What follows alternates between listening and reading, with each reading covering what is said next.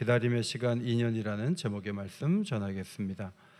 미국에서 일하던 한국 근로자 316명이 지난 금요일에 7일 만에 한국에 도착했습니다.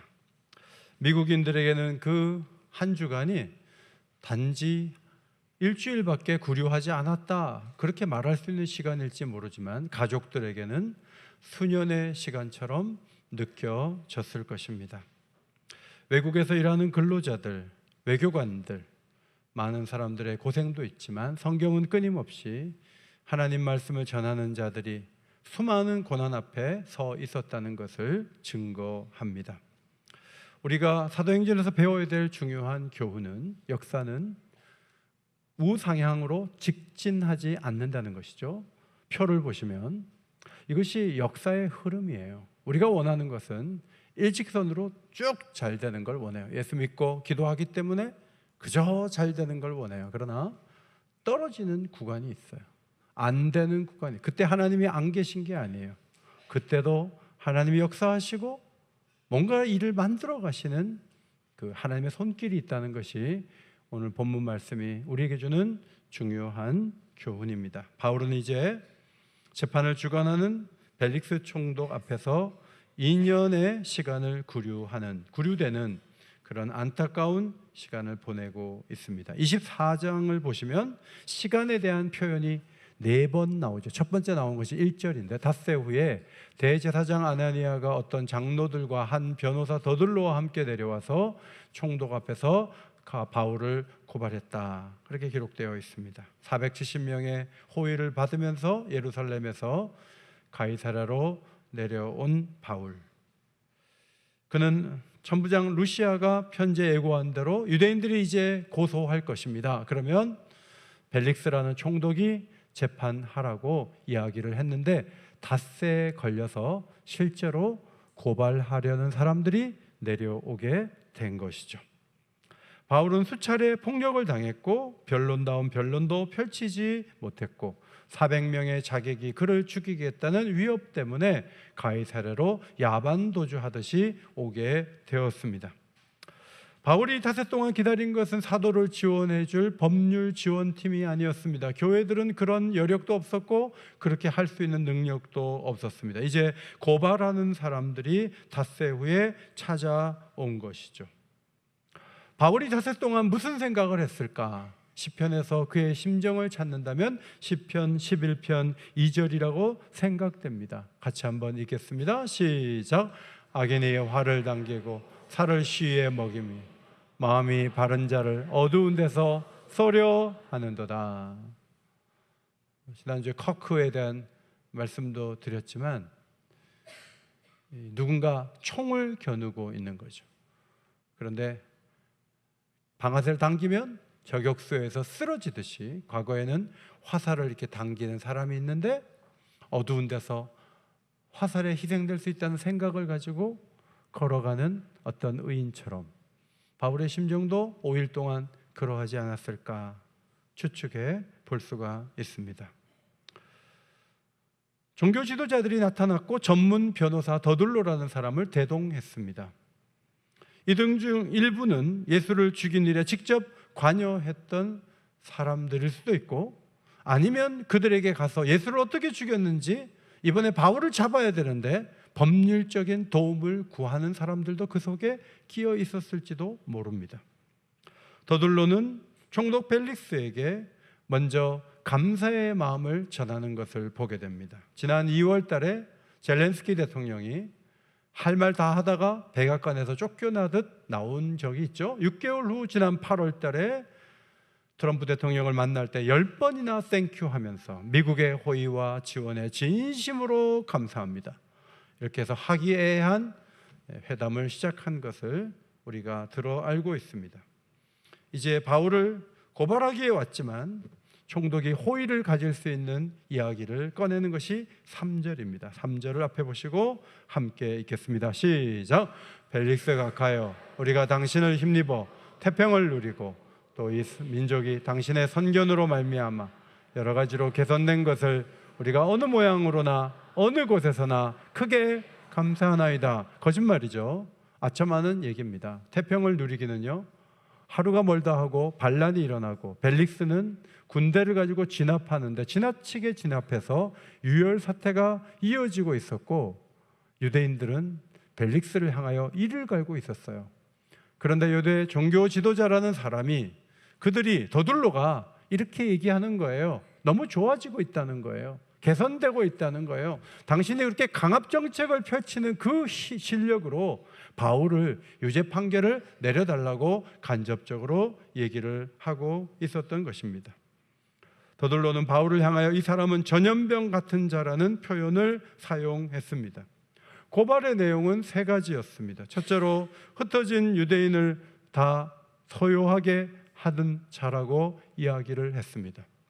여러 제국의 나라들 다민족을 다스려야 됐던 로마가 그 질서를 잡기 위해서 소유죄를 굉장히 중대한 범죄로 다스리고 있었던 시대였습니다. 그런데 바울이 이곳저곳 가서 흩어진 사람들의 마음을 움직여서 로마에 대항하게 하는 반란을 계속 일으키려고 했던 사람이라고 말했던 것이죠. 두 번째, 나사렛 이단의 우두머리입니다. 기독교라는 명칭이 없을 때 교인들은 나사렛 이단을 따르는 사람들로 여겨졌습니다. 그 중에 우두머리가 바로 이 바울이라는 사람이라고 고발했습니다. 문제아라는 것입니다. 세 번째, 성전을 더럽힌 죄가 있다는 거예요. 로마인들은 유대인들이 성전에 관한 어떤 잘못을 범할 때 어느 정도의 벌을 줄 수 있는 권한은 줬다 그래요. 그래서 때렸는지 모르지만 당신들의 부하인 루시아라는 천부장이 괜히 바울을 뺏어가지고 가이사라까지 보내는 바람에 일이 복잡해진 거예요. 우리는 성전을 잘못한 사람들, 성전에 대해 잘못한 사람들을 벌할 권리를 로마에서 받았고 우리가 우리 마음대로 하고 있는데 당신들이 개입해서 일이 복잡해졌다고 이야기를 했습니다. 이제 바울에 대해서 신문하시면 모든 것을 아실 수 있다고 얘기할 때 옆에서 에코를 넣죠. 와, 바울을 잡으라고 얘기를 하죠. 여러분, 한 사람이 막 말을 하고 옆에서 막 무리를 져가지고 막 얘기를 하고, 여러분 어디서 본 장면 아니에요? 누가복음 23장 예수님이 재판받을 때도 그렇게 했어요. 고발하는 사람들이 있으면 옆에서 막 얘기를 해요. 그리고 총독에게 압박을 가하는 거죠. 제대로 판결하지 못하게 만드는 거예요. 총독이 바울에게 머리로 표시하라고, 머리로 말하라고 사인을 보냈어요. 바울이 그때 변명을 하죠. 변명한다는 헬라어 단어는 완벽하고 설득력 있는 논거를 제시한다는 의미를 가지고 있습니다. 바울은 얘기합니다. 여러 해 전부터 여기 부임하셔서 재판해 온 것을 알고 있습니다. 제가 이 시간 기꺼이 제 자신에 대해서 변명하겠습니다 라고 완고한 언어로, 온건한 언어로 이야기를 하게 되었습니다. 너무 과하지 않게 그도 이야기를 시작하면서 두 번째 시간에 대한 표현을 쓰는데 11절에 나옵니다. 제가 예루살렘에 올라온 지 이틀밖에 되지 않았습니다. 여러분, 5일 지금 가이사랴에 머물렀으니까 예루살렘에 머문 시간은 그렇다면 7일밖에 안 돼요. 딱 한 주밖에 안 되는데 어떻게 사람들을 만나서 동원을 하고 소요를 일으키고 문제를 일으키고 하기에는 너무 짧은 시간 예루살렘에 머물렀다고 얘기하면서 제가 너무 짧은 시간 머물렀기 때문에 제가 그런 일을 하는 것을 본 사람이 없다는 거죠. 누가 봐서 증인이 되고 증거도 내세워야 되는데 아무런 증인도 증거도 내세울 수 없는 너무 짧은 시간 제가 있었고 상당 기간은 천부장이 가둬놔서 영내에 있었어요. 그러므로 바울이 뭔가 할 수 있는 시간적 여유가 전혀 없었다는 것을 논증하고 있는 것입니다. 바울은 사실 폭도들에게 맞았기 때문에 나를 때린 사람을 처벌해 달라고 얘기할 수 있어요. 천부장 루시아가 내가 로마 사람인지도 모르고 채찍질하려고 했어요. 그 시도 자체가 범법이에요. 이렇게 말할 수도 있었습니다. 그는 공회에서 다툼이 일어나서 몸이 찢길 위기에 처해 있었습니다. 40명이 맹세를 하고 바울을 죽이려고 했던 것도 범죄예요. 그것도 고발할 수 있었지만 그는 이 부분에 대해서는 말을 꺼내지 않았습니다. 바울이 말하는 것은 무리를 소동하게 하는 것을 본 사람이 없기 때문에 이 고발은 무효라는 것이죠. 그리고 바울은 자기의 신앙을 14절 이하에서 4가지로 고백을 했는데, 이것은 예수 그리스도를 가르치기 위한 고백이 아니라 유대인들, 고발자들과 제가 동일한 신앙을 가지고 동일한 태도를 갖고 있다는 동일성에 대한 고백이라고 볼 수가 있습니다. 첫째로, 나는 조상의 하나님을 섬기는 사람입니다. 유대인들과 같아요. 조상의 믿음을 그대로 가지고 내가 승계하고 있습니다. 제가 이것을 뒤엎으려고 하는 게 전혀 아닙니다. 두 번째, 나는 율법과 선지자들의 글에 기록된 것을 다 믿습니다. 유대인들이 진리라면 제게도 진리입니다. 우리는 차이가 없습니다. 세 번째, 나는 의인과 악인의 부활이 있으리라는 소망을 가지고 살아왔습니다. 바리새인들은 이 부분에서 확실한 지지를 하고 있기 때문에 사내들인 공회에서 바울이 죄가 없다고 말하는 사람도 사실은 있었습니다. 네 번째, 나도 하나님과 사람에 대하여 항상 양심에 거리낌 없이 살아왔습니다. 모범적인 삶을 살아왔다는 거죠. 성전을 더럽히기는커녕 구제금을 가지고 왔고 성전 결례를 행하면서 의식에 동참하고 비용을 대고 그렇게 하다가 끌려 나와가지고 굉장한 어려움을 갖게 됐는데, 바울을 그렇게 미워하고 밟고 어렵게 한 사람들은 아시아에서 온 유대인들이었어요. 그런데 이 사람들은 96km를 걸어와서 바울을 고발하려고 온 사람이 아무도 없어요. 주로 문제를 일으킨 사람은 아무도 없고 엉뚱한 사람들이 나타나서 지금 고발을 하고 있는 거죠. 바울은 죽은 자의 부활에 대하여 오늘 너희 앞에서 신문을 받는다고 공회 앞에서 말했는데, 잘못이 있다면 그 얘기한 것밖에 없는 것이죠. 총독 벨릭스의 부인 드루실라는 유대인이어서 기독교에 대한 얘기를 좀 들어본 것 같아요. 그래서 남편한테 얘기를 했어요. 아, 이 종교가 그 종교구나 딱 알아보고 휴정을 선언했습니다. 백부장을 명해서 바울을 지키되 자유를 주고 친구들이 그를 돕는 것을 금하지 말라, 그렇게 얘기했는데, 총독은 로마 시민인 바울에게 구스토디아 리베라라고 외친 거죠. 이 말은 무슨 뜻인가 하면, 바울은 감시하에 있지만 친구들을 만날 수 있는 구류 처분에 처한다, 그런 얘기예요. 여러분, 그래서 의사 누가가 바울을 찾아갔겠죠. 그리고 누가복음에 쓸 수 있는 내용들을 정리를 할 수 있었을 거예요. 가이사라에 빌립이 있었고 예언한 4딸이 있었어요. 그들도 바울을 방문했을 가능성이 크고, 그리고 가까운 지도자들, 교회 지도자들이 바울을 방문했겠지만 로마 군인의 감시하에서 면회가 허용되었던 것입니다. 세 번째 시간에 대한 표현이 24절에 나옵니다. 수일 후에 벨릭스가 그 안에 유대 여자 드루실라와 함께 와서 바울을 불러 그리스도 예수 믿는 도를 듣거늘. 수일 후에, 그런 신문이 있은 지 수일 후에 너무 기쁜 사건이 있었어요. 벨릭스가 바울이 예수님에 대한 얘기하는데 내가 좀 더 들어보자 하고 왔던 것인데 부인까지 대동하고 나타났어요. 바울의 마음속에는 역시 전도는 하고 볼 일이야. 총독이 변화되면 그 밑에 있는 사람들도 예수 믿지 않을까? 이들이 가이사랴에 세워진 교회에 나가면 얼마나 좋을까?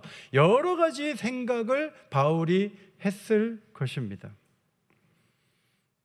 바울은 예수님에 대한 얘기를 한 다음에 한 걸음 더 나가 3가지 주제를 꺼냈습니다. 따라합시다. 의, 절제, 심판, 3가지를 얘기했어요. 그런데 이 얘기를 말할 때 벨릭스가 너무 힘든 거예요. 왜냐하면 이 사람 불의한 사람이에요. 막 폭력으로 사람을 죽이면서 진압하는 일을 눈도 깜짝하지 않고 하는 사람이니까 자기가 불의한데 의를 말하면 너무 이게 힘든 거죠. 두 번째는 뭐예요? 절제. 이 사람은 눈에 보이기 좋은 사람하고 계속 결혼하는 거예요. 그 공주들하고 결혼을 계속 이어가요. 그러니까 이 사람은 절제하지 않는 사람이잖아요. 그 다음에 심판. 이 사람 부도덕한 사람이에요. 심판받을 일을 많이 행한 사람이에요. 그런데 자기 삶을 터치하는 얘기를 바울이 꺼내니까 불편한 거예요. 그만 됐다, 그만해라, 이렇게 말할 수밖에 없었던 것이죠. 사람이 어떻게 의롭게 될 것인가? 어떻게 유혹을 물리치고 자신을 지킬 것인가? 다가오는 심판을 어떻게 대비할 것인가? 여러분, 이 주제는 우리가 이 세상을 살아갈 때 정말 중요하게 여겨야 될 주제예요. 돈을 벌고 열심히 뭔가를 하는 사람들도 이거 무시하고 자기 마음대로 살았다가는 그 인생도 초라할 뿐만 아니라 영원히 타는 불에 던져질 거예요. 이 세 가지는 사실 벨릭스와 그 가문을 살릴 수 있는 절호의 기회를 하나님께서 주신 거예요. 로마서의 저자 직강이에요. 이 얘기를 잘 들으면 그의 삶이 달라질 수가 있는 거예요. 그런데 듣기 싫다는 거예요.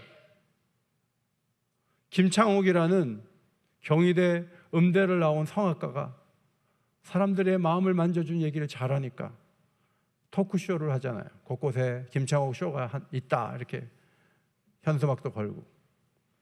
그 사람이 뭐 전공한 것도 아닌데 음대 나오신 분인데 자기 삶의 애환을 풀어가다가 상담을 잘하는 사람이 됐어요. 수백 명을 모아놓고 편지를 써서 이렇게 올려보내면 그걸 읽어가면서 누구냐고 손들어 보라고. 그래서 한 사람 한 사람 상담해 주는데 그 내용들이 상당히 공감이 되고 참 일리가 있고 도움이 돼요. 그런데 바울은 김창옥 교수 정도가 아니에요. 이분은 로마서를 쓴 사람이요, 교회의 개척자요, 삼층천에 올라갔다 온 사람이요. 이 사람이 기도할 때 죽은 사람이 살아난 적도 있어요. 이 사람은 놀라운 능력의 사람이요, 진리의 사도예요. 그런데 이 사람이 직접 벨릭스와 자주 이야기할 기회를 갖는 것은 벨릭스에게는 절호의 기회예요. 그럼에도 불구하고 듣기 싫다는 거예요. 무거운 얘기하지 말라는 거예요. 두렵다는 거예요. 얼마나 안타까운 모습입니까? 바울을 자꾸 부르는 이유가 뭐예요? 구제금을 가지고 왔다. 그럼 큰 금액을 갖고 왔을 텐데 누구인가 맡겼다면 영치금으로 넣어주면 내가 그 뇌물을 받아야지. 그런 마음으로 바울을 계속 가까이 했던 것이죠. 문제는 구류 상태를 무작정 이어가면서 확정짓지 않는 거예요. 시간을 질질 끄는 거예요. 시간이 너무 많이 흘렀어요. 여러분 27절에 보면 이태가 지난 후, 왜 이거를 2년이라고 안 하고 이태라고 해가지고 사람들이 이태가 뭔지 사람 이름 같기도 하고 이상하잖아요. 그죠? 2년이 지났다는 거예요. 언제까지? 후임 베스도라는 총독이 새로 올 때까지 벨릭스가 결론을 내리지 않고 계속 시간을 끌었다는 거예요. 리타 헤이워드와 쇼생크 탈출, 이런 단편 소설을 스티븐 킹이라는 사람이 썼는데 이 소설을 기반으로 쇼생크 탈출이라는 영화가 나왔어요.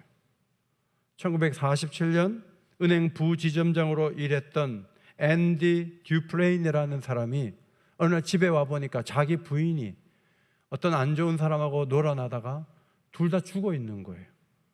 그런데 경찰은 남편인 앤디를 의심을 하는 거죠. 교도소에 들어갔는데 은행 쪽에 바삭한 사람이다, 너무 잘한다, 이 얘기가 교도소장의 귀에 들어가고 교도소장은 처리해야 될 일이 많기 때문에 앤디에게 탈세할 수 있는, 돈을 투자할 수 있는 아이디어를 계속 구하면서 재정적인 도움을 받게 되었어요. 그런데 재정 관리를 이렇게 맡기면서 여러 가지 일을 하던 중에 하루는 절도죄로 징역 2년 선고를 받은 토미 윌리엄스라는 사람이 들어와요. 이 사람은 글을 잘 못 읽어요. 그래서 검정고시 준비를 위해서 도움을 이렇게 주는데 어느 날 토미가 얘기하는 거예요. 자기가 전에 교도소에 있을 때 거기 동료가 이런 얘기를 하더라고 하면서 자기가 2명을 다 죽였는데 그 남편인 은행 그 지점장인가 한 사람, 그 사람이 감옥 갔다는 거예요. 그러면서 막 낄낄거리고 웃어요. 그 얘기를 듣는 즉시 그 사람이 바로 진범이구나 하고 노튼이라는 교도소장에게 가서 엘머 블레치를 잡으라고 얘기해요. 그런데 여러분, 노튼이라는 교도소장이요, 토미를 불러내서 총으로 죽여요. 그리고 탈옥하려고 그러다가 죽었다고 오명을 씌우고, 그리고 앤디를 계속 자기의 그 재정 책임자를 맡기기 위해서 붙잡아 놓는 거예요. 못 갖는 거예요. 그러니까 노튼은 누가 죄인인지 아는지는 관계없어요. 자기가 원하는 사람을 자기가 붙잡고 자기가 이익을 챙기면 되는 거예요. 오늘 벨릭스는 그와 같은 사람이에요. 바울이 죄가 있든 없든 상관이 없어요. 그 사람을 풀어주면 소요라도 일어나면 내 명예가 떨어지고 내가 어려워지는데 이 사람을 왜 내놓냐는 거예요. 결정짓지 않아요. 그냥 붙잡고 있는 거예요. 시간을 끌어요. 비슷하지 않아요? 벨릭스의 모습을 보면서 참 나쁘다 이런 생각을 하게 돼요. 자기 의도대로 24개월이 지나는 거죠. 바울은 세월을 아끼는 사람 아니에요? 옥에서도 장문의 편지를 써서 에베소, 빌립보, 골로새, 빌레몬서, 이게 다 옥중서신이에요. 감옥에서도 가만히 안 있는 사람이, 어떤 학자들은 바로 이 2년 동안에 옥중서신을 썼다. 다수의 학자들은 로마 감옥에서 썼다. 어쨌든 감옥에서라도 글이라도 쓰는 사람이지 가만히 있는 사람이 아닌데, 이 사람이 아무것도 못하도록 잡아놓으면 어떻게 해요? 3주만 사역해도 데살로니가 교회 같은 위대한 교회가 세워졌어요. 1년 6개월만 사역해도 고린도에 위대한 교회가 세워졌던 것을 기억해요. 3년을 일하면 에베소 교회 같은 위대한 교회가 서아시아 지역에 영향력을 미치면서 설 수 있도록 도움을 주고 개척할 수 있는 실력자가 누구예요? 사도 바울이에요. 여러분, 2년 동안 잡혀있다고 벨릭스와 그 아내가 세례를 받았습니까? 그 주변에 누군가 한 사람이라도 주님께로 돌아왔다는 기록이 있습니까? 없어요. 다음 총독이 올 때까지 내가 이 자리에 있는 한 너는 못 풀어준다. 그냥 있어 하는 거예요. 이런 식으로 최대한 가둘 수 있는 로마법의 최대한 기간이 2년이라 그래요. 바울은 그냥 잡혀 있는 거예요. 벨릭스는 돈만 구하는 사람이 아니라 자기의 명예도 조금도 떨어지면 안 된다. 나에 대한 인상, 나에 대한 어떤 건 전혀 영향을 받으면 안 된다. 이제 그런 사람이었죠. 누가는 사도행전을 기록하면서 큰 꿈을 가진 교회 개척자 바울이 2년 동안 구류되어 있었다. 이 부분을 놓치지 않고 오늘 우리에게 보여주고 있습니다. 사도행전을 볼 때마다 우리는 불같이 갈라지는 놀라운 성령이 임했다는 말씀과 한 번의 설교로 3,000명이 회개하고 주님께로 돌아왔다는 이 말씀이 사도행전의 가장 중요한 말씀이라고 생각하고, 오늘도 성령이시여 교회 가운데 임재하시면 우리가 폭발적인 부흥을 이루고 싶습니다. 하나님 도와주셔서 우리도 이러한 불길에 타오를 수 있도록 우리를 사용해 달라고 우리가 말씀을 볼 때 가장 중심적으로 보는 말씀이 뭐예요? 사도행전이에요. 그러나 24장은 그 우리의 열기를 식히고 있는 거예요. 아니라는 거예요. 교회가 2000년 동안 여기까지 올 때까지 기다리지 않았다면 벌써 문을 닫았다는 거예요.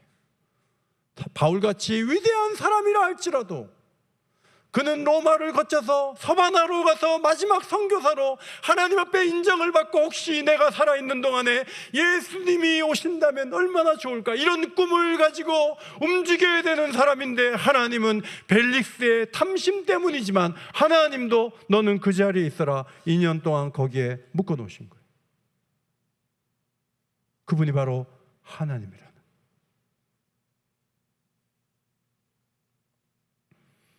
어제 권사님들과 함께 여러분에게 인내의 본을 보이신 분이 누군지 돌아가면서 얘기를 하라 그랬어요. 10분 중에 8분은 어머니였어요. 저도 우리 어머니가 견디지 못했다면 내가 어떻게 목사가 됐을까, 그런 생각을 할 때가 많은데, 저뿐만 아니라 대부분의 권사님들은 어머니를 꼽아요. 저도 애들을 키우면서 아내가 딴 일을 빨리 해야 되기 때문에, 여보 이 밥 한 공기 좀 애를 먹여요 하고 다 비벼놓고 가서 먹이기만 하면 되는데, 숟가락이 찻잔에 넣는 그 찻숟가락을 주잖아요. 입이 작으니까.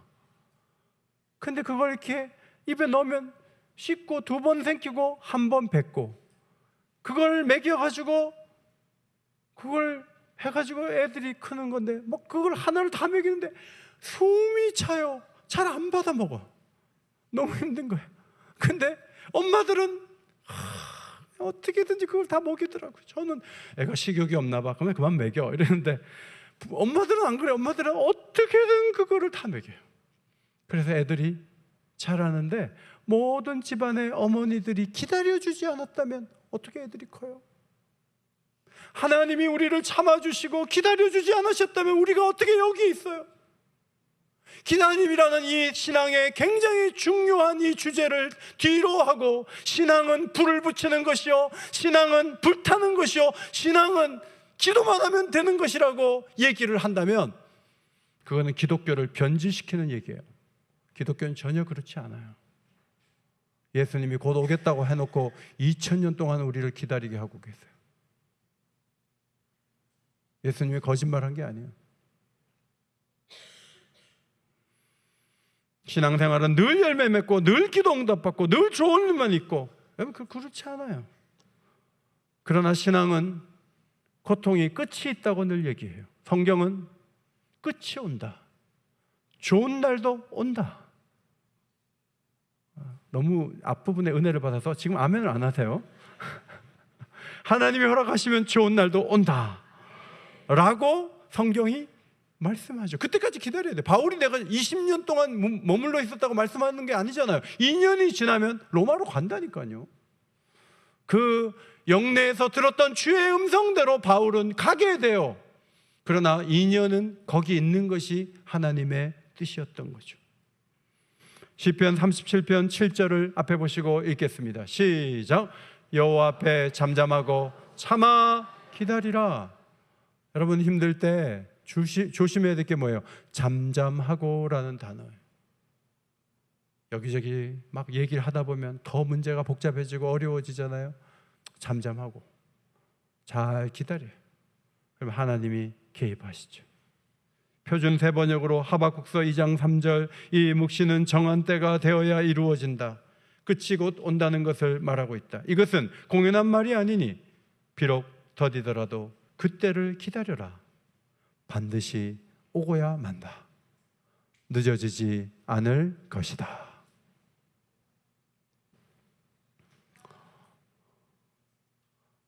어머니께서 수술을 받고 중환자실을 거쳐서 일반 병실로 왔는데 저희 어머니 옆에 이태원 사건 때문에 딸이 압사가 돼가지고 뇌사에 빠진 자매가 있었어요.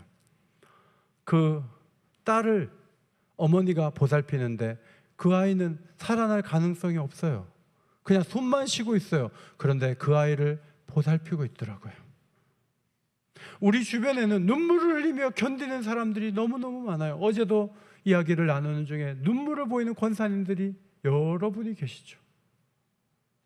여러분 교회에 오면 따뜻하게 잘해줘야 될 이유가 뭐냐면 사람들이 견디다가 여기 오는 거예요. 잘 살고 오는 것 같이 화장을 보면은 굉장히 막 또렷하고 아름답고 그렇지만 얼마나 힘든 시간을 보내고 여기 오는지 몰라요. 견디면서 사는 거예요. 그러나 영원히 견뎌라, 성경은 그렇게 말하지 않아요.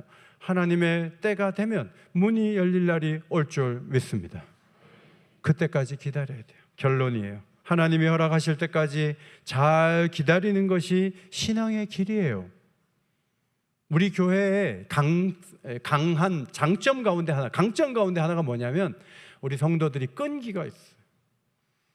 막 서두르지 않고 잘 기다리더라고요. 그래서 열매를 맺는 거예요.